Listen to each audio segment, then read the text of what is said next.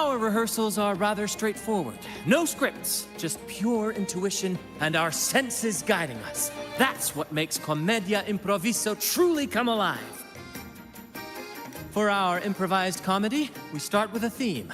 From there, we build our lines and act on the fly, responding to the unfolding show and audience reactions. But with the limitless capacity for human creativity at play, the plot can sometimes veer into the, well, unconventional. To prevent things from spiraling too far, we set an anchor for the performance. Pardon my interruption, but I'm quite curious. What sort of bizarre plots have you encountered? Well, something like a humble craftsman from a small town sets sail on a rainy night, stumbles upon ancient ruins, is reincarnated with superpowers, and then decides to conquer the galaxy, becoming the Emperor of the Stars. So, we draft a basic outline that assigns roles and guides the plot's direction.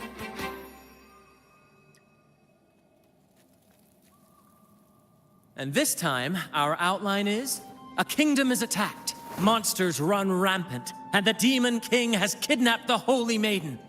A few brave heroes accept the minister's quest to defeat the Demon King and rescue her.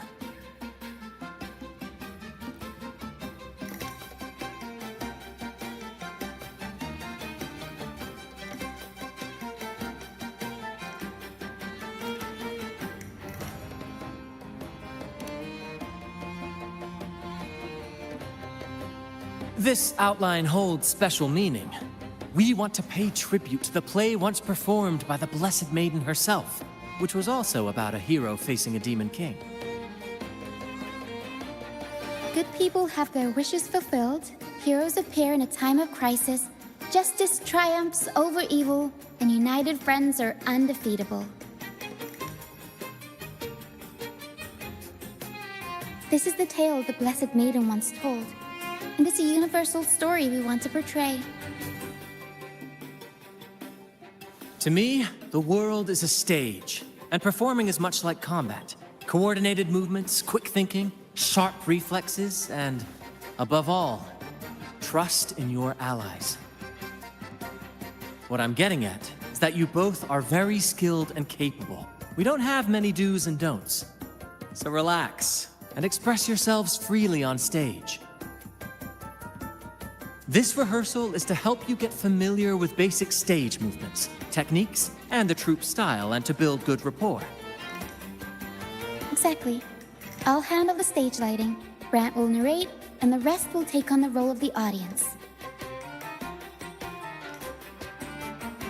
If you're ready, let's begin. Everyone, a big round of applause to welcome the Rover and Miss Carlotta on stage!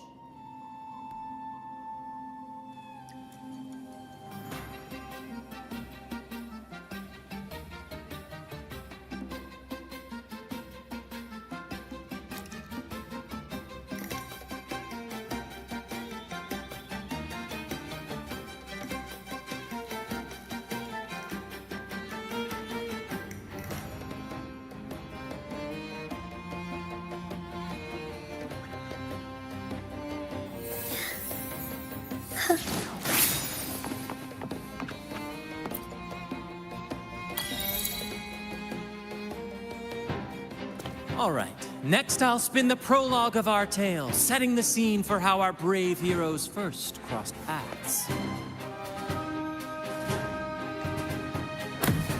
Once upon a time, a hero roamed the world. Undaunted by the lack of a divine vessel, she embarked on a perilous journey across tempestuous seas. Alone in the dark, a young girl of untethered spirit soared against towering barriers with wings of defiance. The winds of fate brought them together.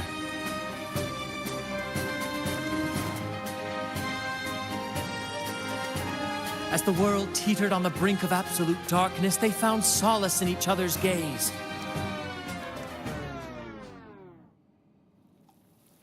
Together they became unshakable allies, standing strong against the tides of fate.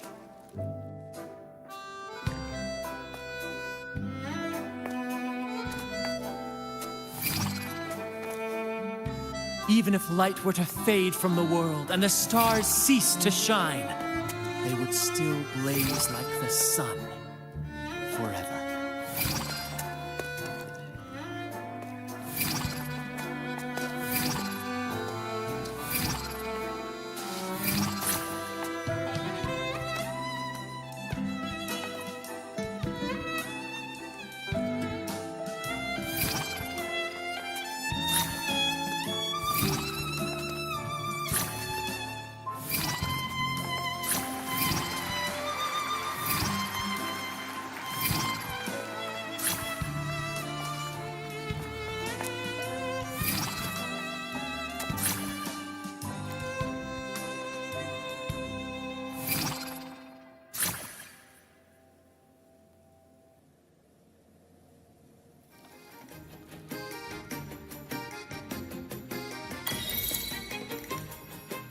Bravo! Bravo!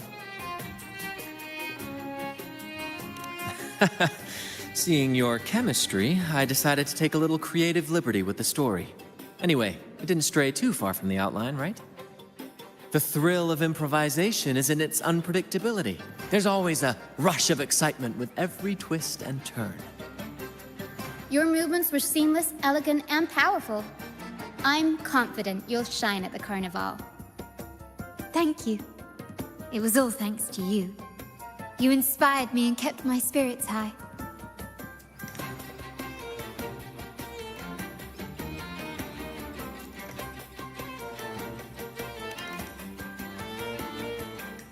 You'll master it in no time, I'm sure. All right, that's enough for today. Let's save the grand reveal for the Carnival. Oh, and speaking of which, there's still something we need to prepare for you, isn't there? You mean the essential item for the Carnival performance? Don't worry. I've taken care of everything. Oh, so it's handled then. I can't wait to see it. I have a small gift for you. Let's head back to Raguna together, shall we?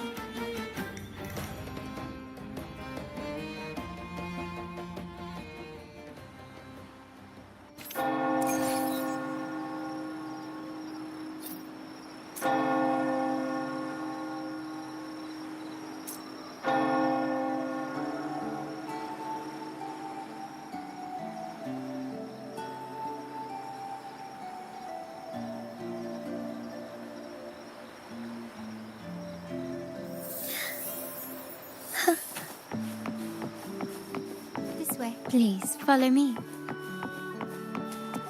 Where are we going? Please allow me to keep that a secret for now. I wouldn't want to spoil the surprise. But here's a hint. You've been there before.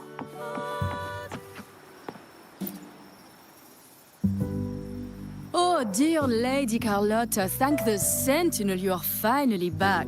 I was just about to close up shop to prepare for tomorrow's Carnival. You have completed my request, haven't you? Of course, Lady Carlotta. You should have more faith in my skills. Here you are.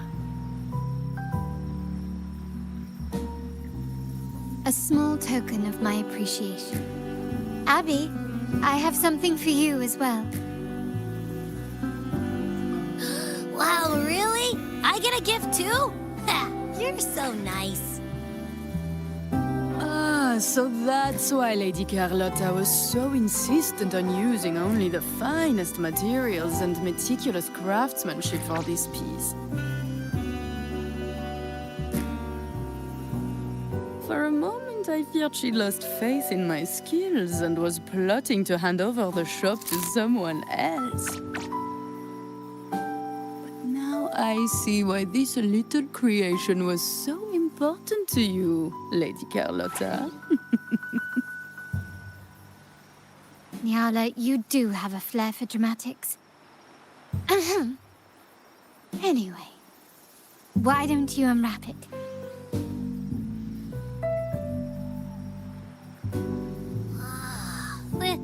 This is... I took the liberty of having Nyala custom make this mask based on my impression of you. I hope it suits your taste.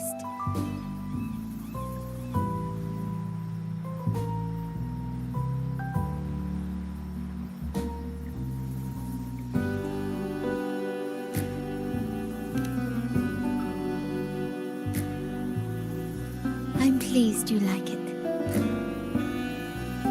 The Carnival is a splendid reverie, and the mask is its passport. May it help you navigate the Carnival with ease, and let you enjoy it to your heart's content. We will, for sure. May I take a bit more of your time? Walk with me through Raguna tonight. I have some additional information to share with you.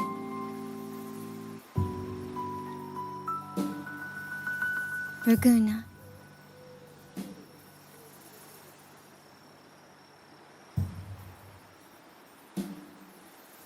This jewel, the sapphire that crowns Solaris. The waters of Raguna serve as a mirror, reflecting the countless faces of this city, much like our own reflections. The people of Raguna possess a temperament akin to the tides, ever-changing. There was a time when the currents swept us into the jaws of uncharted waters, where relentless storms and voracious waves awaited.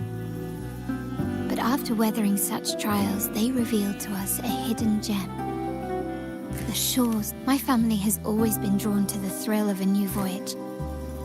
One stormy night, fate decided to play a hand. What we discovered there on that island, the technology and novel ideas, was nothing short of a blessing in disguise.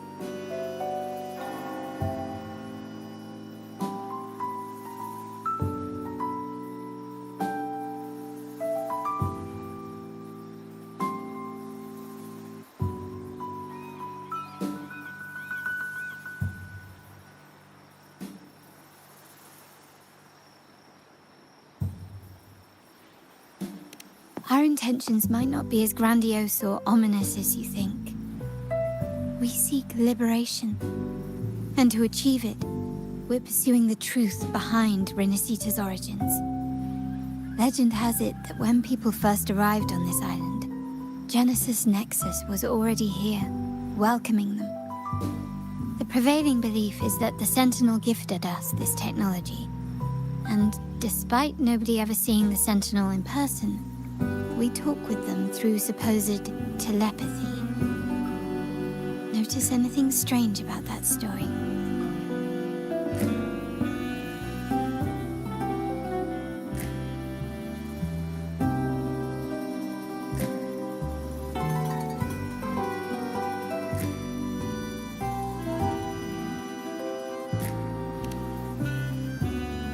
Terminals conjure up echoes, and the Genesis Nexus allows the Raganazi access to common echoes. If the Genesis Nexus was present when the first settlers arrived, who built it? And really, if no one's ever laid eyes on the Sentinel, how can we be so sure that statue really represents them?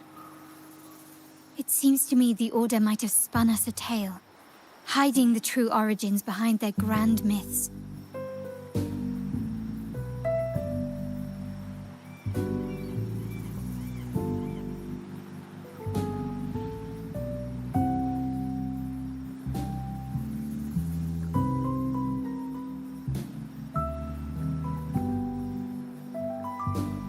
No, we have no ambitions to rule or to renounce our faith. And really, this city should not be ruled by any one entity. The hour grows late. I have arranged accommodations for you at Palazzo Agrotta in the south. Let us walk there together, and I can share a story along the way. Think of it as a bedtime tale. I learned it from the troop. It's about Fleur-de-Lis, the Blessed Maiden.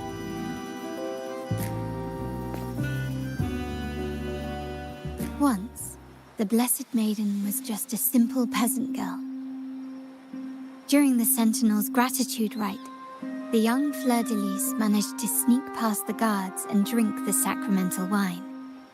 Every drop.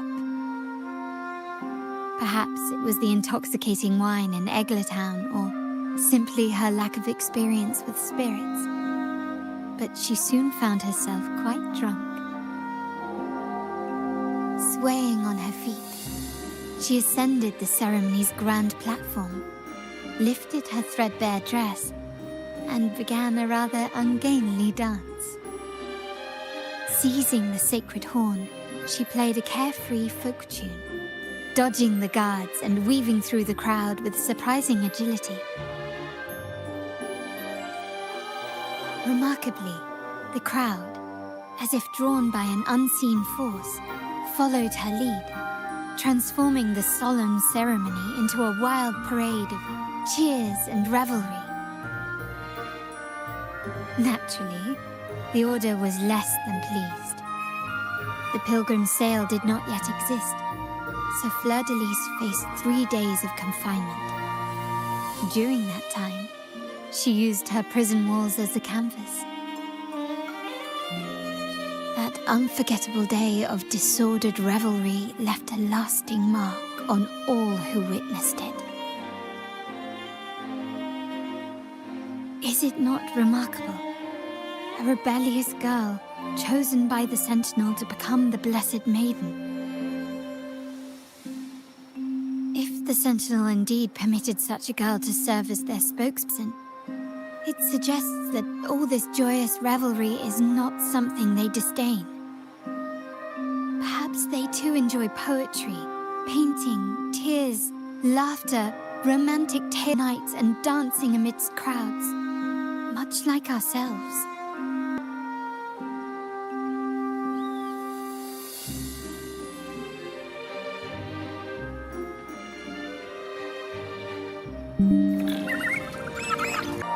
Restoring balance, even if precarious. To maintain this unity, we've always needed both a sentinel and a play based on a shared legend that gives us roles. Yet this play has endured for so long that we've become defined by our roles. Noble, commoner, believer, merchant. What was meant to unite us now stifles us.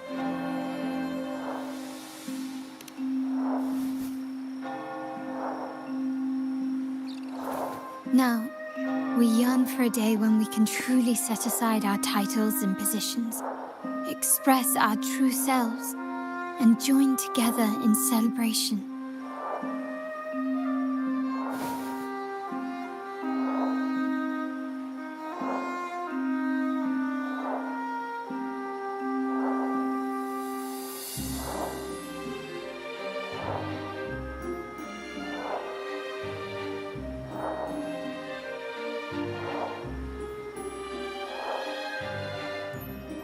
Yes, born from hope and idealism, it reminds the Raganazi of our initial vision of equality and freedom. It also affirms our true worth. While the Order's true intentions remain unclear, we are certain their influence has already eroded the very foundations of our society. People revere the divine figure the Order has constructed. They also live in fear of punishment. Legends become accomplices in fostering ignorance, and faith becomes the loyal executioner of cruel punishment. An invisible cage has trapped us all. Speaking of freedom within a cage is absurd. Fear and ignorance are our foremost enemies.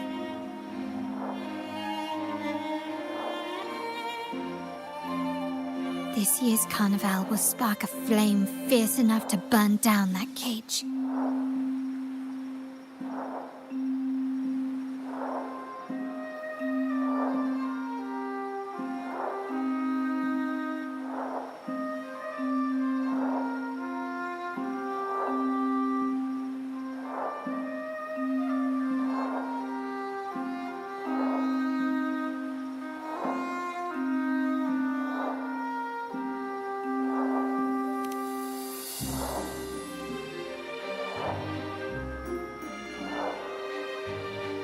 Rest well.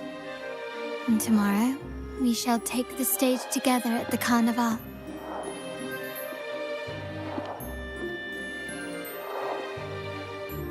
Good night. May your dreams be sweet.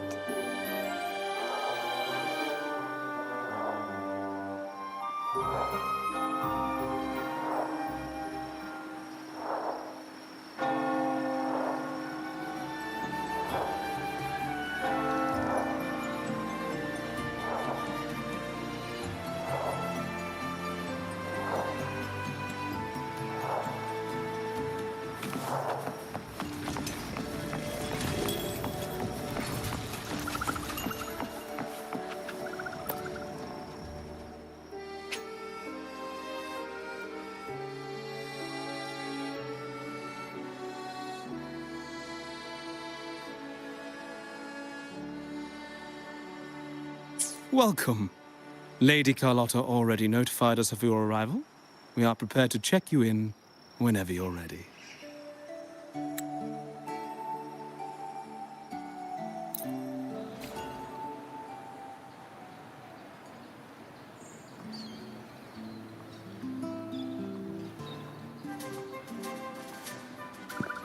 Wow! Is this real? Pinch me!